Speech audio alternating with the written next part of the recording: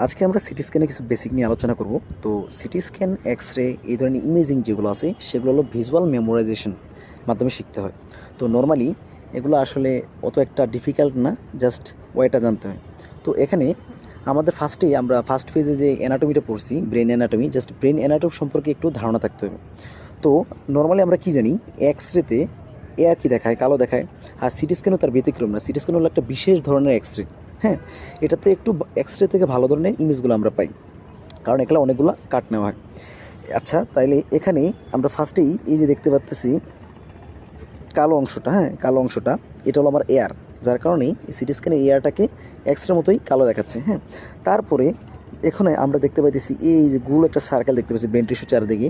গোল সার্কেলে সাদা দেখাচ্ছে কোনো, আমরা জানি যে বোনস এক্সরেতে যেমন সাদা দেখায়, সিটি স্ক্যানও তেমনি আমার সাদা দেখায়। তার মানে এটা হলো আমার একটা স্কালবোন। স্কালবোনের পর থেকে এরপর আমার ব্রেন টিস্যু শুরু। হ্যাঁ, এখন আমরা ব্রেন টিস্যুতে নর্মাল যেই ব্রেনের ফাইন অ্যানাটমিটা এটা একটু জানি। ফার্স্টে আমাদের জানতে হবে সেন্ট্রাল সার্কাস কোনটা। এই যে এটা হলো আমার সেন্ট্রাল সার্কাস, ভিজুয়াল মেমোরি।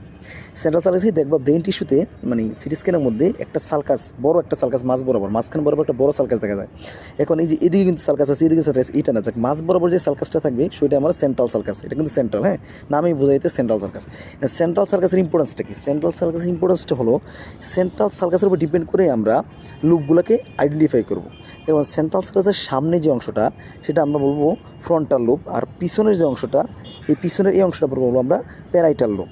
হ্যাঁ, আর লাস্টের যে অংশটা এটাকে আমরা বলবো কি, এটা আবার অক্সিপিটাল লুপ। এখন সেটাকে অক্সিপিটাল লুপ নাকি সেরেবেলাম, এটা আমরা কীভাবে বুঝবো, এটা আমরা একটু পরে আসতেছি।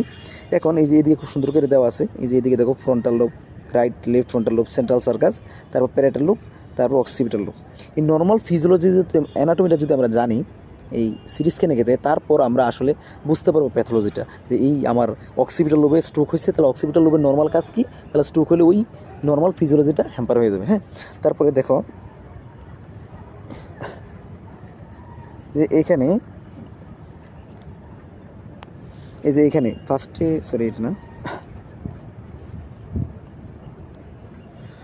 এখানে ফার্স্টে আমরা দেখবো, মনে করো এই যে ফার্স্টে দেখবো এই যে আমার এটা কি পেট্রাস পার্ট অফ দ্য টেম্পোরাল বোন। হ্যাঁ, এই যে বোনসটা দেখতে পাইতেছি এটা হলো আমার পেট্রাস পার্ট অফ দ্য টেম্পোরাল বোন।